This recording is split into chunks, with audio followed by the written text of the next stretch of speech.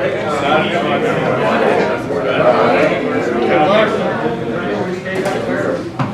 course it counts.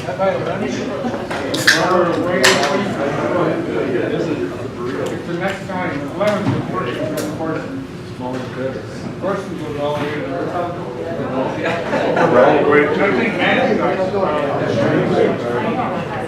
Yeah. What's the county seat?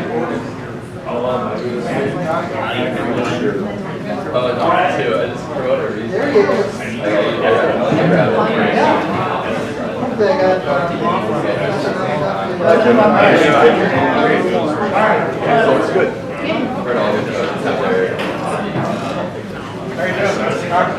I'm living. Where did you draw it?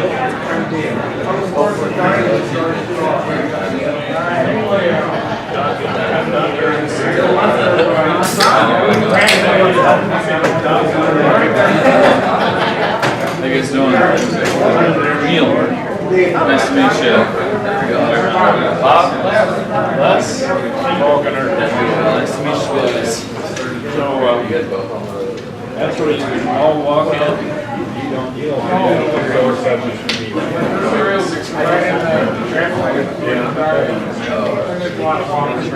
Yeah, we just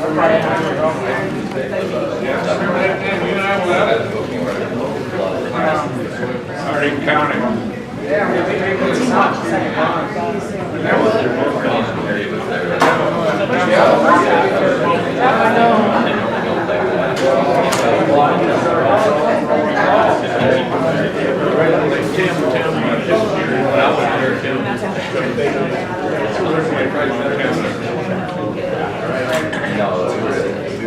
We live south. What's it down?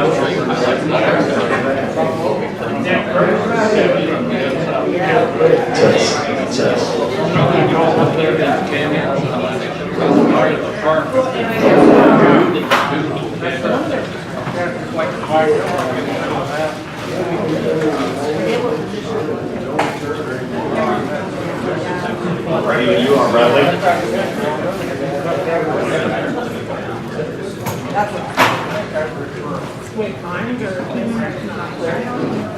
Welcome, ladies and gentlemen, to the Hardrocker Sports Lunch.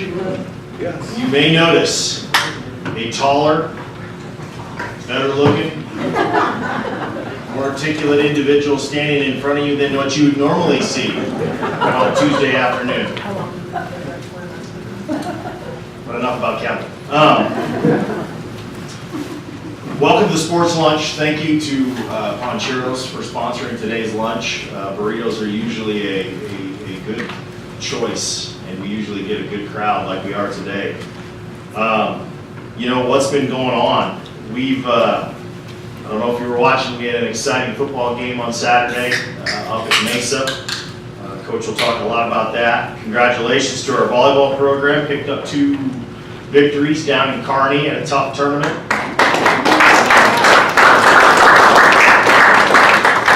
Kearney, by the way, is ranked #1 in the country, and so there weren't any slouches by any means.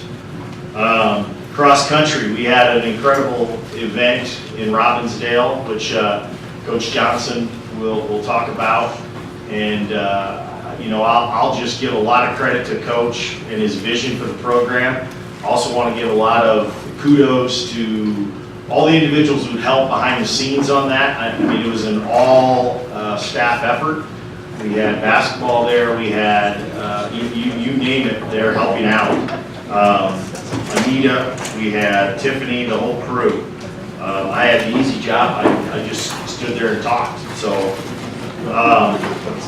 soccer had a tough one up at Mary, you know, with a little rivalry match that I'm sure Andrew's itching to talk about. We'll get to him in a week, another week. We're mixing things up a little bit, more than what we would normally do. Instead of every week coaches come up here and talk, we're going to mix up little things. You're going to get to ask me questions today. Hopefully you're okay with that. If you're not, Tom. Golf right now is competing in Pueblo at the Pueblo Invite. Coach Roy's been sending me some scores, and we've got some guys shooting in the 70s, which is great. Pretty pumped up about that, and looking forward to seeing how that ends up. This morning, if you didn't know, we had a ribbon cutting for the esports facility. Wyatt's on hand here. Thanks for coming today, Wyatt. And that was a successful event. I'd like to again thank Dr. Rankin and the Executive Council for having the vision and the understanding, the open mind of esports. It's not traditional athletics, which we're going to have to get used to, but it's something that's coming down the pipeline. It's already, like I stated last week, a $110 billion industry, and it's only going to get bigger. So we're really looking forward to those things. So today, well, actually, I'm sorry. What do we got? We got things here coming ahead. Cross country is going to be competing on Saturday, September 8th at the Shattern Invite. Soccer's on the road, playing the University of Providence on Friday and College of Idaho on Sunday. Sounds like a nice trip. Volleyball will be at home. You get an opportunity to see the Lady Hardrockers on Friday and Saturday. Dixie State. Dixie State is a new RMAC member. They're quite talented. They bring in a very good squad. And then on Saturday evening, after the football game, 6 o'clock, we will face off against Westminster. So Friday night, 7:30, Dixie State. And Saturday evening, 6 p.m. Prior to that, obviously a 1 o'clock football game. So if you're a Hardrocker athletic fan, you've got your weekend booked already. So the game on Saturday against Western State, Colorado, is a 1 o'clock start. Our sponsor is Black Hills Energy, and it is also a youth sports state. So youth sports means if you have grandkids, kids, and you put them in a jersey that they get in for free. It is also Black Hills Community Day. So we're really looking forward to that. Larry, is that your phone? Oh, okay.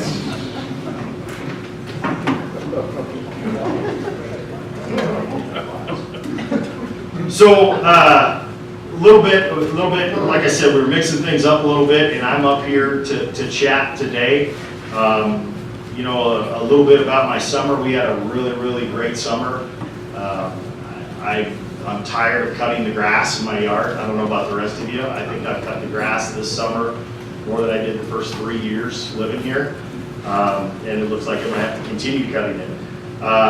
I had family come up over the 4th of July. I had 2 siblings of my 5 come up. My brother from Vero Beach, Florida, and his 2 daughters and wife. And then I have a brother in Dubuque who came up, and we played tourist over the 4th of July. It was a really good deal. Reagan is highly involved in activities, which is great. She participated in soccer this summer. She participated in softball.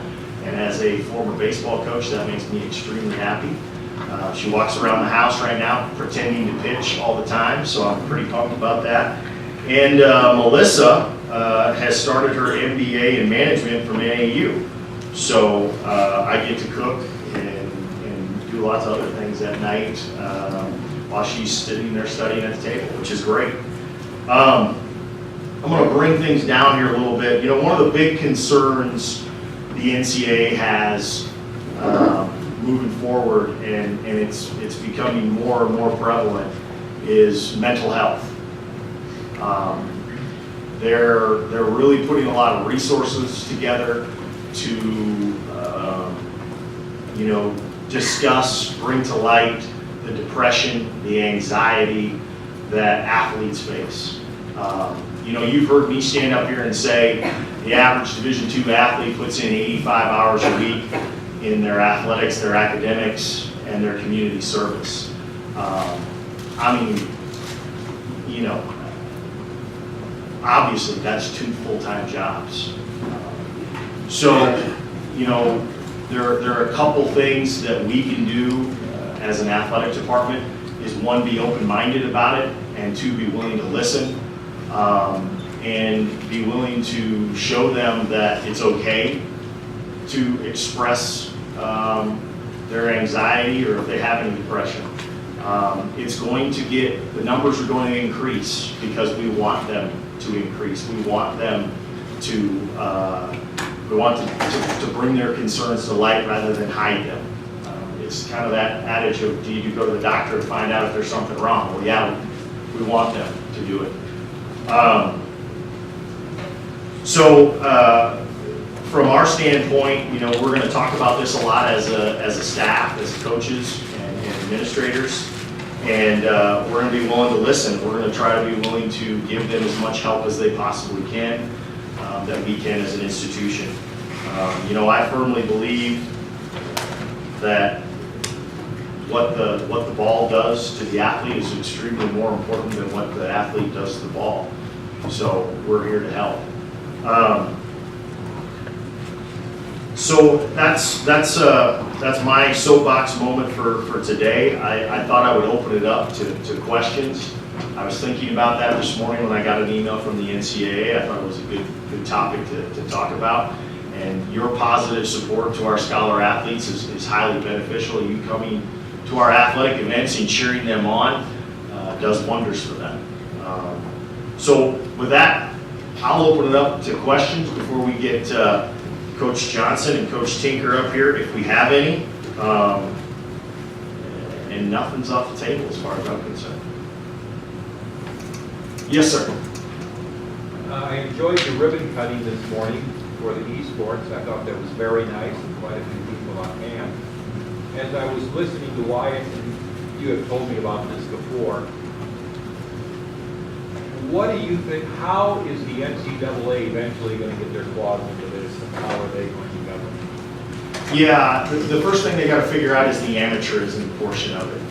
Right now, even if we were to put a competition on, we could hypothetically play against some of the best players in the world. And right now, when they host an event, there's usually a cash prize. So what we've decided to do at South Coast Mines, if we would win a cash prize, that's going to go back to the program. So the player individually doesn't get to have the check. There are a lot of other places that are doing that. So the publishers, which are the individuals who right now, in my opinion, kind of have most of the control, get to say who can and who can't play their games, where they can and can't be played. So the NCAA has to figure out what those publishers like Blizzard, like Capcom, Microsoft, Riot, they've got to come together and figure out an agreement and figure out how we handle amateurism. I suspect that it'll be much like the way they handle anything else. They'll go through the clearinghouse, and lots of work will have to be done on the compliance side. And there'll be professional levels and there'll be amateur levels. At least that's my hope. Do you see a scenario where they won't be involved in the governing? There'll be a separate entity that will be governing this sport. You know, I mean, the NCAA doesn't have a constitutional right to run every sport. You know, that's a great point. It is. There's a lot of money involved on both ends of it. When you look at some of these events that are taking place, for example, there was one held in Las Vegas that, I mean, correct me if I'm wrong here, Wyatt, but there were 700,000 people that watched that thing online. I think it would behoove the publishers to help to figure out some sort of amateurism for the growth of these sports. It's fluid, it's ever evolving. I mean, it's going to be a different game next week. When we started this, again, correct me if I'm wrong, Fortnite wasn't even that big of a deal. And now it's the biggest game in the world, where there's millions of people that play it. So I think there's just too much money involved on both ends that they'll figure something out. I'd be happy to be involved in that if anyone wants to call me and ask my opinions. But I think eventually it's going to have its own amateur status, and I don't think it's too far away. Yes, ma'am.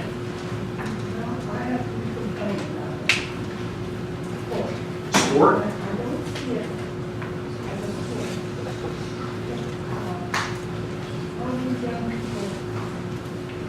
And they have to get out and look at their body besides their limbs.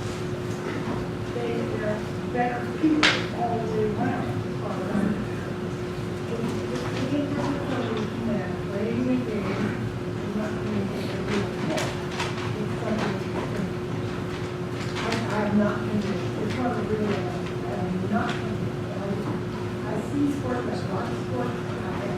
choice was. And the family choice in their play. And it's a great form to get involved in sports because it keeps them away from a lot of stuff. They shouldn't be. If they're properly playing a sport, they're not going to get themselves into their bodies, and want to get them up to work at sport. They don't want to play a game. I don't feel like kids where they're playing. I don't disagree with you whatsoever. I was a little skeptical to start, to be quite frank. What I didn't want to be was that, and no offense here, I didn't want to be that get off my lawn type individual. What esports is, in my mind, is it brings a lot of attributes that a lot of our traditional sports bring. Communication, and an example of that, I'll just take myself. I could be playing League of Legends with someone, I don't know how to play the game, but if I'm here in Rapid City and I could have teammates from Florida, from Europe, from Texas, from all over the world. So I'm learning communication skills there, how to communicate with individuals who aren't sitting next to me. I'm learning time management because they're going to have practice times. I'm learning teamwork because the game that we're playing at this point in time has 5 individuals, and you have to work as a team in order to win the game. And then the best of 3 or best of 5? Best of 3. Best of 3. So you get 3 opportunities to communicate, to show up on time, to win the game. Those are attributes, just a few, that a lot of our traditional sports get. We are also, that's a great point on the physical portion of it. One of the things that Wyatt and I have talked about is how do we overcome that stereotype of sitting behind a computer, eating Cheetos and drinking a Dorito or a Monster or whatever. So we're developing a physical fitness routine with our strength and conditioning program to get them active. We haven't quite narrowed that down what it's going to be yet, but they have everything that we offer the women's basketball player, we're going to offer to esports. And if I'm the athletic director here, I'm going to highly encourage those individuals to be active. So that we're not falling in those stereotypes. But I appreciate the questions and the statement. Thank you. Yes, sir. So now with the trend of esports being so popular at the collegiate level, more professionals are looking at colleges. Is this going to be an opportunity for recruiting for students and kids who are playing in college to go up to a professional level? Yeah. Quite frankly, whether our coaching staff wants to admit it or not, we probably got a better chance of turning someone out professionally in esports than we do any other sport. And that's no slight to what our athletes and our coaches are doing in traditional sports. But this fits our demographic of students to, dot the I and cross the T. And another point, any student that is engaged at an institution in anything, whether it be band, athletics, Greek organizations, esports, you have a higher percentage of them sticking around, getting their degree, and becoming productive citizens in society. So yes, I think it's going to be a great thing for this institution.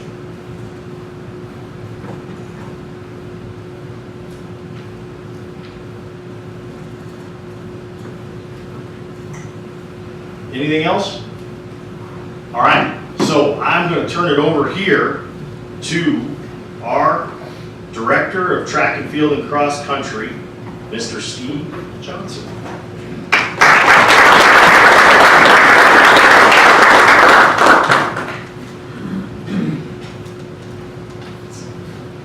All right, thanks, Joel.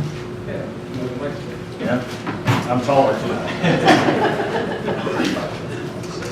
So we had our home meet last weekend. We were out at Robbinsdale Park. Weather was about as good as it gets, to be honest. It was a nice cool morning, and we had 5 teams on the men's side. Dawson County there in the red, Black Hills State, of course, and then next to them we went to Shattered State, and then Buildings there in the yellow.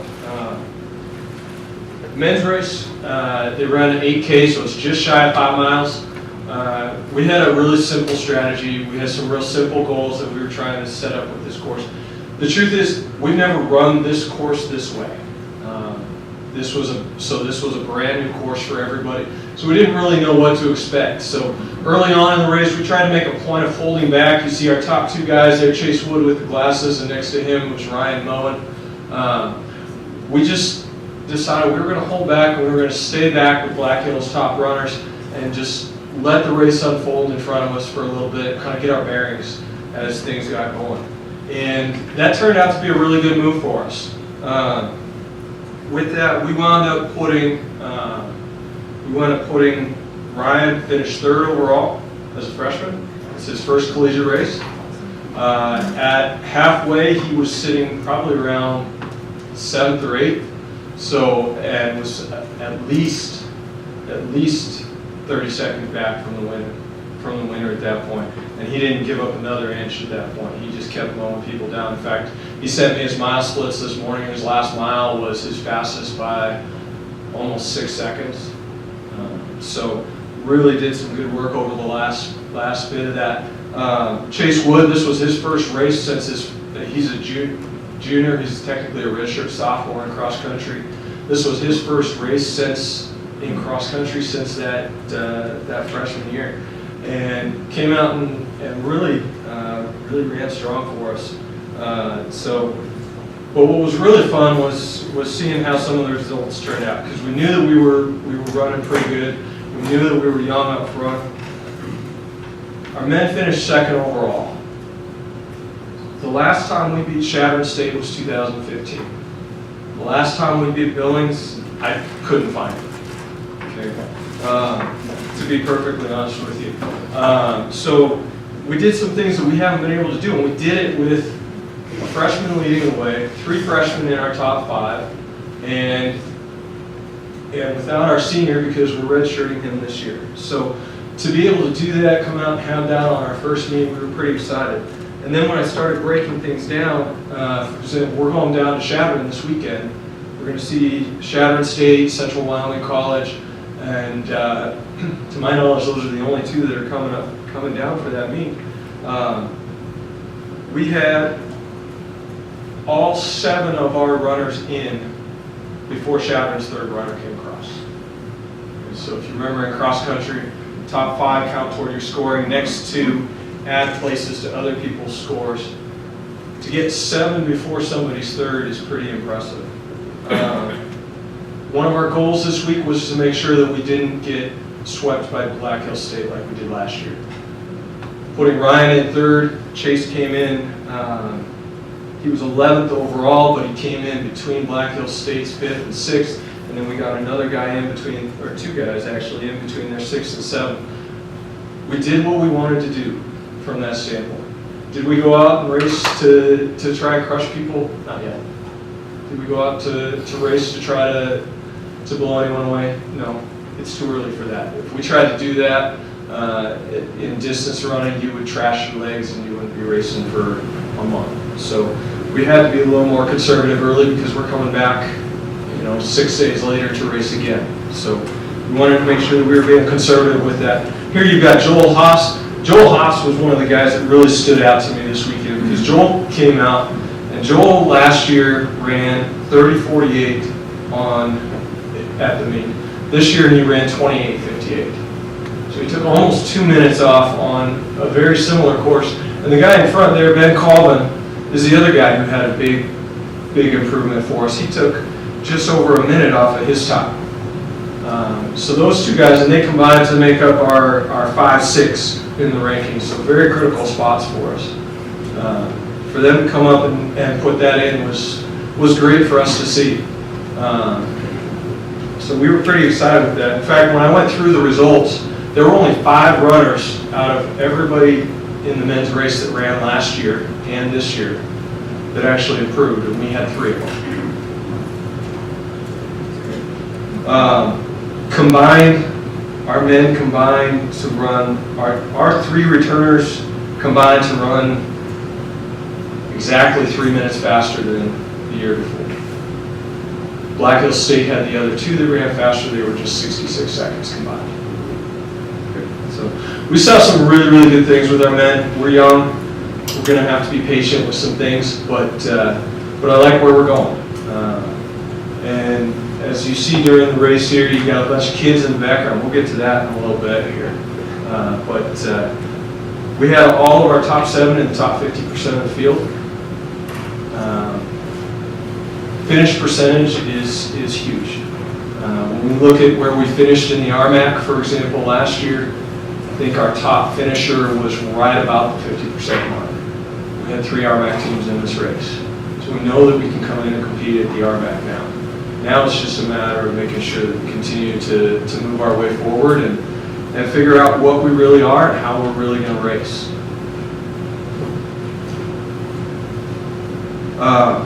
One of the things we talk a lot about in cross country as well is pack time.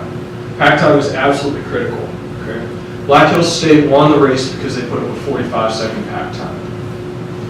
To give you a comparison to some of the other teams, Chadron State's pack time was about 3.5 minutes. Billings, who finished 3rd, had about a 2-minute and 45-second pack time. Our pack time was 88 seconds, 1 to 5. If we can bring that down, we can put 5 runners right there with Black Hills State. We have a chance to compete against them. They finished in the top 10 in the RMAC last year. As you know, the RMAC is by far the toughest conference in Division II cross country. So, and we're looking at doing that with freshmen. I can't say that enough. A lot of these guys, this was their first time racing this distance. For our freshmen, typically high schoolers run 3 miles or 5K, which is 3.1 miles. We asked them to go up to that 8K distance. It's a big jump, and these guys handled it really, really well. So we were pretty excited with what we got done on that side. Here's Ryan Moen coming in. This has got to be going into the finish here. You can see there's not even anybody around him. He just looks like he's cruising right now. And to be honest, it kind of was. What we'll do as we get more and more comfortable, as we get a better feel for him, we're going to start pushing him more and more. In fact, his target this week is to be racing the lead cart. And I told him he's got a mechanical advantage over him, but he's got to try and beat it. So we'll see what he can do. So this week, when we go down to Shatter, it'll be really interesting to see if we can have a similar result. We're actually going to, I'll tip my hand to Shatter. We're gonna hold Chase out this week, so we're gonna go without our number 2. But I think we'll be just fine. We had such a good pack and such a good pack time. And we got 2 of our freshmen racing in. This is our number 7 right here finishing. So I think we'll be just fine in that regard, and we're gonna try and see what we can get done. I think Brad said this is in order of the races. So the next thing that's gonna come up here in just a minute is going to be the kids race. Kids race was something we started doing last year as a way to reach out to the community, and we've been able to get some sponsorship thanks to the Black Hills Runners Club to help us with our event, and we were able to put 51 kids out there on the start line, and they went out and they ran their hearts out. It was fun to watch because they only know one way to go, and that's hard. Sometimes you want to take and bottle feed it to some people, but this was great seeing that many kids out there, and you'll see we got dads out there in Shatter State stuff, but their kids are wearing Hardrocker gear. That's the important part right there.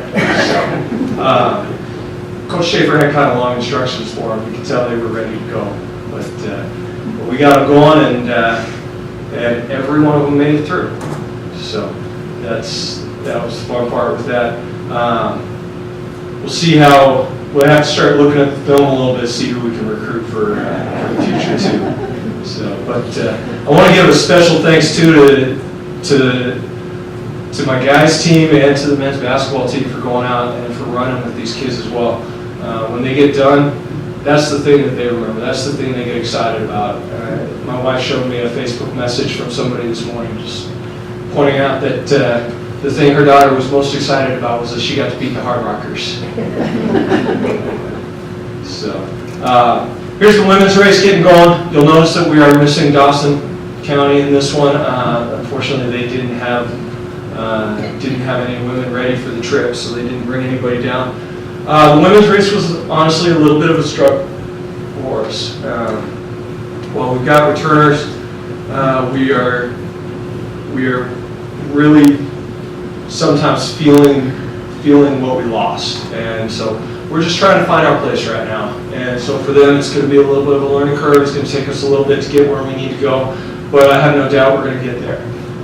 We had Kayla Gagan was our leader. You'll see Kayla come through. She's actually the second one. This is Erica Westerman in front here. Don't worry about all those Black Hills State girls in front. We passed about half of them over the course of the race, so don't worry too much about that. We'll take care of that later. But we had a good chance for our freshmen to get out and experience what a collegiate race was. You could see there was definitely some nerves for them as they went through the course, but they really handled it well. And to be honest, their course was tougher than the men's course.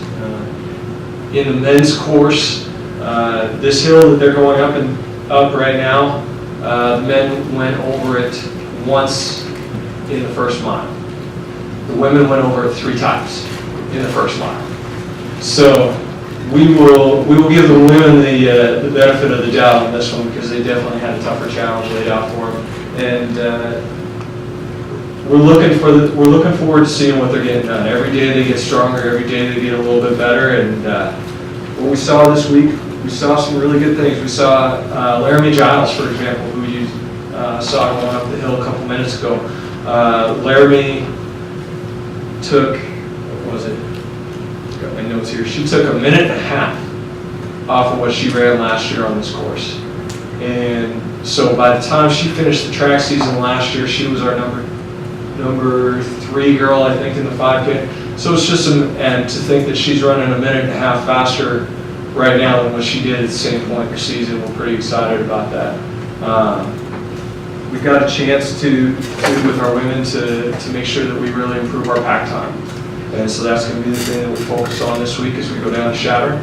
We know Shattern's tough. Without question, they're going to be a challenge for us. They put 4 between our first and second. We were right behind that 4th girl though. So what we've got to do is we've got to take and just slide our way up in there, and it's just a matter of reminding ourselves of some of the matchups that we know, some of the matchups we're comfortable with from last year during the track season. And so as long as we do that, we'll be just fine. Are there any questions? Hey, this is the 6th year I've been working up and out the cross country meet. You talked a lot about it as far as runners finishing high. That was the first thing I noticed with the men's side. How many guys you were finishing towards the front? Layman's term, who doesn't me not knowing anything about cross country, what's the biggest difference there for you guys? The biggest difference for the guys is attitude right now. We've got a bunch of guys that know and understand how to run a little bit longer. Last year we went, I think I mentioned this last week too, we went out and we got a lot of milers. We really worked the speed aspect. It's a critical component. I think is crucial to us in the long run to make sure that we've got guys who already know how to run fast. This year we went out and we got a bunch of 2-milers. So we got guys who know how to maintain.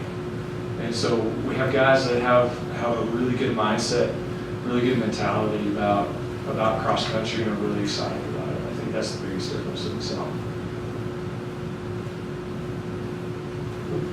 Chase Wood has a different type of training schedule. Can you tell us about that? That's kind of interesting. Yeah. Chase is my lab experiment, so most of our guys run between 55 and 70 miles a week, which may sound like a lot until I tell you that the majority of the programs in our conference run between 80 and 100 miles a week. Chase doesn't hold up well to that volume. If I try to run Chase at even 30 or 40 miles a week, Chase breaks down. So what we started doing with Chase is I spent probably 2 or 3 weeks researching a lot of different things, looking at everything from cross-training options to how do we change his foot strength and things like this to try and find ways to get him to hold up better. And so Chase actually spends probably 80 or 90% of his time on an elliptical or out on what's called an elliptico. It's basically a bicycle version of an elliptical.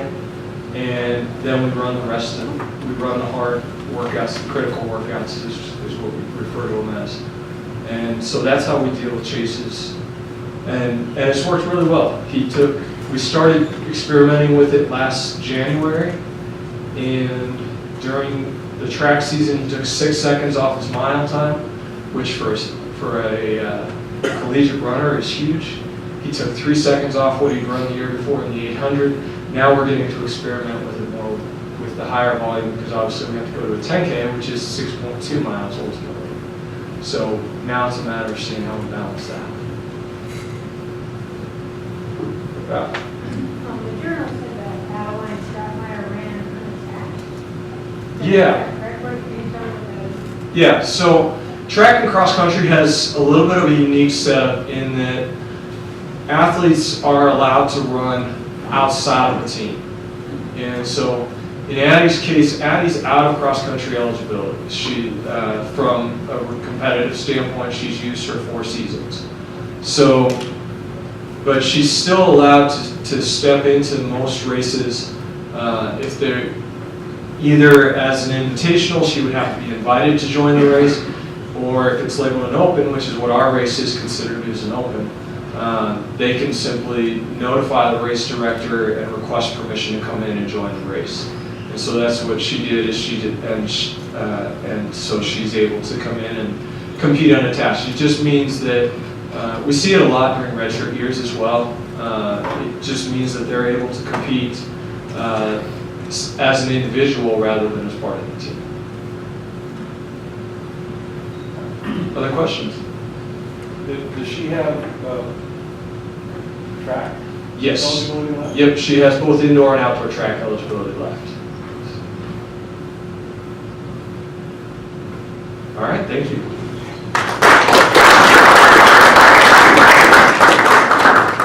So, quick little story. I got Reagan all excited about the cross country, the kids run, and we signed her up, and she got there, participated. Then afterwards, she was wiped. I mean, she was done. She was sitting in the grass, and I asked her what was wrong, and she's like, I didn't know it was going to be this much running, Dad. So she learned a very valuable lesson of what cross country is now, as opposed to the running portion. But okay, now we're going to bring up Coach Tinker here to talk about football.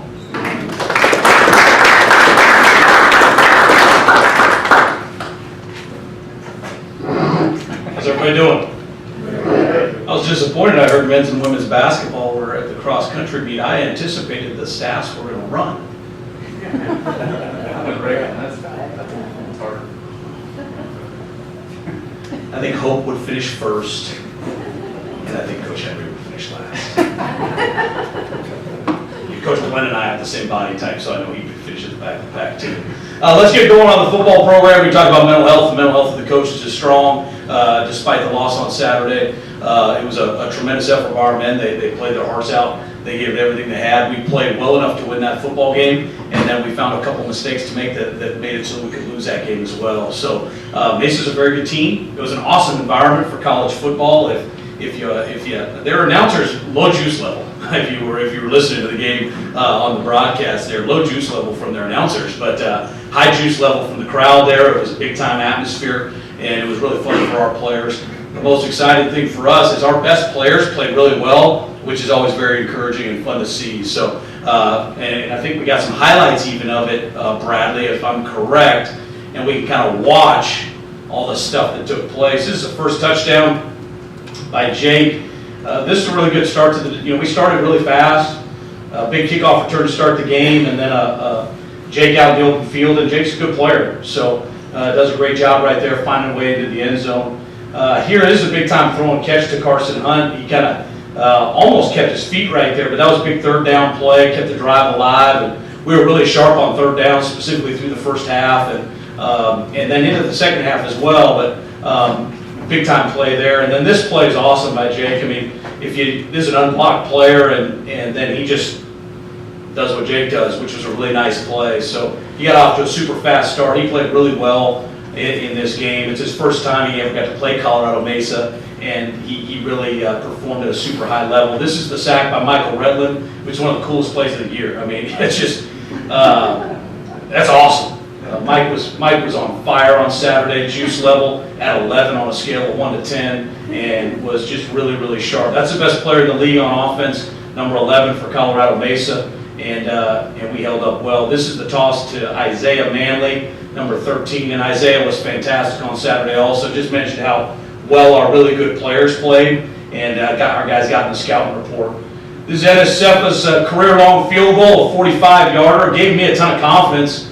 We tried one right at the end of the first half from 49 yards. I mean, it was deep and just missed it, but Ennis has been fantastic. He kicked the heck out of the ball on Saturday.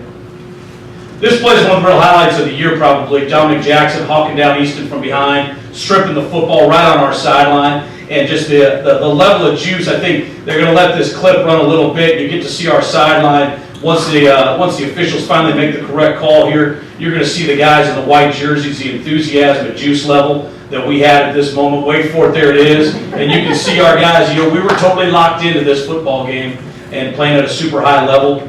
This is the touchdown run by Connor Silvera. It is fun to have him back. He's really good at football. He's awesome on special teams, and he's a really good tailback. That was a big run. The only problem with that run is it was another short drive in the third quarter for us. This is a nice play by Keontae Christian, true freshman. That was a good hit. And true freshman out of Colorado. Oh boy, that was a nice play. This is another touchdown pass to Isaiah Manley. The pass protection here is just phenomenal. I mean, just they bring a little pressure at us, we handle it, and Jake and Isaiah play catch, which was really pretty to see. The player that Isaiah was going up against most of the day, number 21 for Colorado Mesa, he's really good.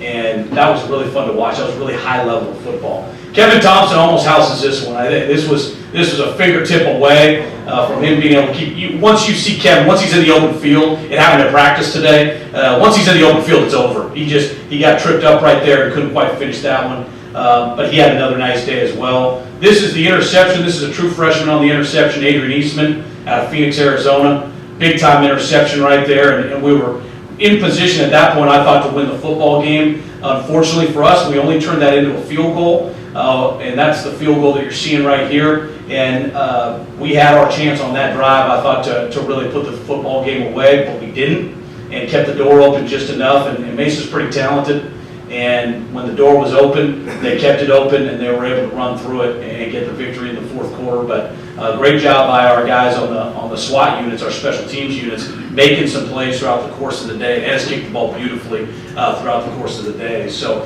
a couple notes on the players of the week. Oh, I wanted to share with you our team captains for the year. So we did vote on captains, and that was last week. Robert Schrock, our center. Jacob Sullivan is now a 3-time team captain. Michael Retland, who you saw, who's just a junior, but is really the leader of our lunch pail defense. Connor Silvera, we've already talked about, and of course Isaiah Manley, who's a second-year captain. These guys were overwhelmingly voted by their teammates as the team captains, and they do an outstanding job. And they all played really, really well on Saturday, which is encouraging. Going through the players of the game, when we talked about this, the points off the takeaways, that was really the story of the game. We turned it over twice. They scored 15 points at it. It says 14, but they actually got a 2-point conversion. And then they turned it over twice, and we only scored 3. And that was the story of the football game to me, is our inability on offense to seal the deal when we needed to. The service player of the week, Trevor O'Hearns out of Highlands Ranch, Colorado. Trevor did a great job. He'll get more and more time on the varsity as we get going. He's had a really nice week of service for the LPD. When we talk about service, we talk about a player in a non-game plan role who helped us simulate the opponent during the course of the week in practice. All right. The service players for offense was the offensive line. We got some big old boys now up front. Our offensive line has vastly improved from years past, in my opinion. And these guys all had a great week of practice last week in preparing us. And I thought if you watched the game, our defensive line had a really, really nice day on Saturday. And it was the help of these guys on the offensive line that got them prepared to do just that. Our SWAT Rookie of the Week, our Special Weapons and Tactics, so special teams, is Anthony Ulrich out of San Diego, California. You might not have noticed Anthony out there on SWAT. He's the long snapper, so if you don't notice him, that's a positive. If you know the long snapper, that's usually not great. Anthony was on fire. He did a great job. He won the job during fall camp and had a great day. And we did a nice job punting the football throughout the day. Kept us in it and didn't hurt us in any areas. The high-octane player of the week was Isaiah Manley. I don't count the catches and all that stuff. I just know when I watch the game, my eyeballs tell me he was playing at a super high level. He was playing at an RMAC caliber level, all-star level, and he was locked in every phase of the game. He even had a couple of big kick returns to go with it. We're excited to see what Isaiah will do the rest of this season. The high-octane rookie of the week, Austin Roth, offensive lineman out of Sumner, Washington. Austin's a whole big country now. He's an offensive guard. We started 2 true freshmen on the offensive line this week, and they didn't look like it. They looked like real men playing real college football against a good team. He's very happy in that photograph. He's got a great spirit, really good kid. The Electric Bale Defense Player of the Week was Dominic Jackson. He had the tremendous strip of Easton on the long run and got the football back there. And Dominic was very strong in coverage throughout the day. He's playing corner for us, and he's had a really, really nice start to the season.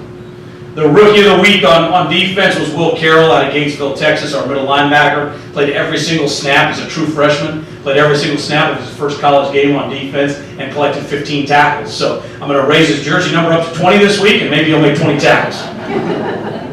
The co-Rookie of the Week on LPD was Keontae Christian, our defensive end out of Aurora, Colorado. And Keontae's a really explosive player. You saw the big hit he had, and just a super high motor. Plays with a ton of energy. Juice level super high, which makes him one of my favorites. The Pickaxe Player of the Week on defense was Michael Retland, also from Aurora, Colorado. Michael was pretty much everywhere on the football field on Saturday. Really, really strong performance. I thought probably his most complete game so far as a Hardrocker, which is encouraging because in spring he was just okay for his standard of performance. And I thought it's elevated every week since spring ball. He's become a much better football player, so I think he can play at an even higher level as we move forward. And our Pickaxe Player of the Week on offense is our center, Robert Schrock, who has had kind of a tough fall camp, but got back into it. And on Saturday was the guy he's been. He's really our bell cow up front, and had a tremendous day on Saturday. And I expect him to have a tremendous rest of the season. So those are the players of the week this week. We did play 10 true freshmen, so the red shirts are off these guys. They all went out and performed. And what I liked about them is none of them looked like they had stage fright. You know, we didn't really make the freshman mistakes that you would think from them. They all just went out and played. You know, one of the things we encourage our guys to do is play football like football players. They can engineer like engineers when they're engineering, but we don't want them to play football like engineers. We want them to play football like football players. And what I mean by that is I don't want our guys to overthink the game. We want them to go out and have fun and play. And we say go all out and ball out. Do the best you can every single time. And don't think about the consequences. Just think about the process. And I think these young men did that. These are all really great kids, and they had a fun time out there. And I think they're going to play even better as the season goes along, or at least they better. As we move forward, we have Western State this coming Saturday. We don't know a ton about them because they did play an FCS program on Saturday. They played Idaho State, they played Friday night. And Idaho State's a pretty good team, and it was a hard game to figure out who was who and what was what. Because I think Western State kind of held some things back a little bit. They came here 2 years ago and got after us pretty fierce. And then last year we were able to beat them in the last game of the season at their place. So it'll be an RMAC football game, which to me, they're fast, they're physical, and they're close. And so if we do the things that winning teams do, we'll have a very good chance. We got to come out with great juice. We need a big effort from our crowd on Saturday. If you're juiceless, you're useless. Don't come. Okay. If you're juiceful, you're useful. Okay. We can use you and we need you. So bring your energy on Saturday. Make sure that you treat it like your game day. You get 2 in a row now, where we get an opportunity to show people that we have a big time environment for college football right here at Dunham Field at O'Hara Stadium, and that's the expectation. Everybody has to meet the expectations to gold standard, and that's on the fans as well to be at their very, very best on Saturday. Any questions from the group? Any issues with injuries? Any issues with injuries? Yes, but we do think we'll actually get a couple guys back this week as well. So I think that's a positive for us. We came out okay for a really fast physical game in some heat. It was for our first game, we actually came out okay. So we're not perfectly healthy, but nobody is, and I think we're going to put a good product on the field Saturday. Good. That was great. Okay. All right, guys. Thanks again for coming. Rock on.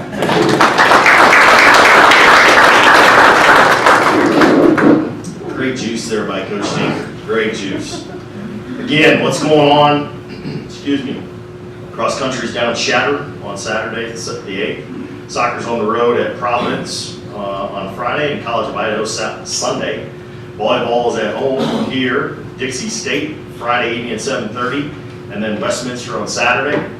And then we have our home opener against Western State at 1 o'clock, as you can see. High octane, high juice. Bring it. Saturday afternoon. Thank you for everything that you've done in the past, doing it in the present, and will do in the future for our scholar athletes. Thanks for coming today. Appreciate it.